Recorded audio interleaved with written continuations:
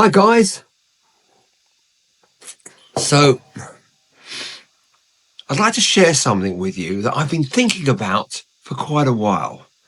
Something that's really stuck in my mind. There is a simple word that acts as a kind of magic key that unlocks doors in the mind that logic alone can't open. And that word is imagine. If you think about the last time someone said to you, imagine if, what happened in that moment? Did you feel your analytical mind step aside, allowing something more creative to take place? Or did you fight it and turn away from it? When Steve Jobs of Apple introduced the first iPhone in 2007, he didn't begin with a spec or features. Instead, he said, "Today, Apple is going to reinvent the phone." And here it is. Imagine a revolutionary mobile phone. Imagine a widescreen iPod with touch controls. And imagine a breakthrough internet communications device. In that moment, Jobs, before showing a single image, he'd already transported his audience into a world where the impossible device already existed.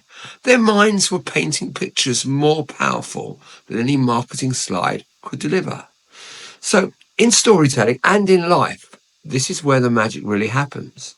When we say imagine, we invite listeners to step away from the what is of their everyday existence into the what if of possibility. We bypass the practical knowledge they already have, the facts. We know the limitations, the reasons why not. And we open a door to something fresh, untested. Instead of being stuck in what they already knew, they're suddenly free to explore what could be. Their minds move from "this is how things are" to "what if things were different?"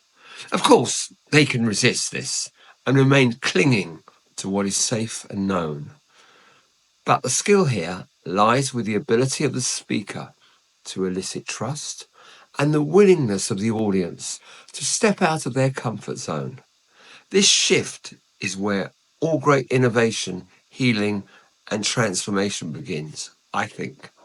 Imagine you're speaking to a child who's afraid of the dark. You could explain that darkness is merely the absence of light and poses no real danger. Or you could say, imagine your bedroom at night is actually an ocean. The floor is water, deep and mysterious. Your bed is a magical boat that keeps you safe and dry. Those shadows in the corner, they're sea creatures watching over you for safety while you sleep. Which approach speaks to the child's fear? Which transforms it into something beautiful? Outside my day job, I've been very lucky for a number of years, over 20 years in fact, to be part of an organisation running some personal development and leadership trainings around the world. I never thought of myself as a trainer. It was just a part-time passion. But I stumbled into it by chance, and it really changed my life for the better. I want to share something I noticed in these workshops that still surprises me today. At the beginning of a weekend workshop, I'd often meet participants who couldn't really say why they were there. When I'd ask, "Why are you here?" or "What do you want from this weekend?" I'd get uncomfortable silence, shrugs, or vague answers. But then I learned to shift the question. I'd say to them, imagine yourself walking out of here on Sunday. It's a sunny day. You feel really good. Something has changed, and the road ahead, it looks inviting. What did you get on this weekend that made you feel that way? And what happens next always amazes me. People who moments before couldn't string together two words suddenly shared heartfelt answers about wanting to fix their relationship with their children, or find confidence to pursue a dream, or break patterns of self-doubt. I want to be clear about something important here. This isn't about manipulation or tricking people at all. It's about removing barriers. Imagine is a flashlight that helps people see what's already inside them,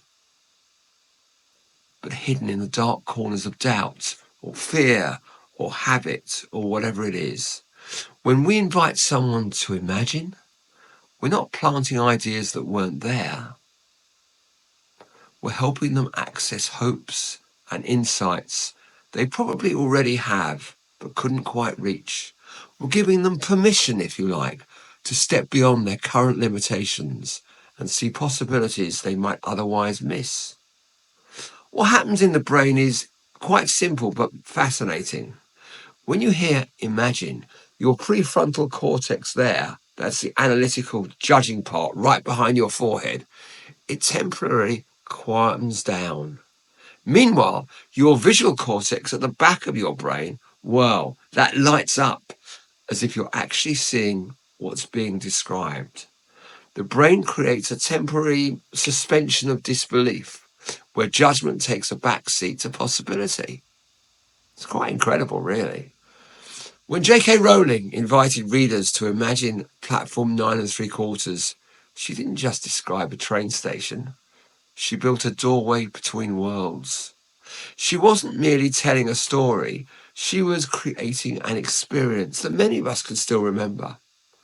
So the next time you need to reach someone, whether in business or in those rare chances to help others grow, remember this magic key.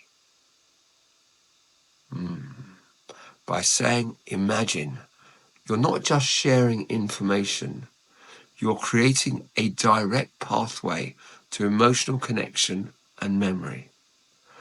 Now imagine what you might accomplish with this power. Just imagine. Thank you. Thanks for joining me for another story that just needed telling. If you enjoy this tale, well, there are plenty more where that came from. From courtroom battles with music legends to life lessons learned at 35,000 feet. Each story here will change how you see the world. Just a little bit, maybe. Hit subscribe to catch the next story because sometimes the best tales find you when you least expect them.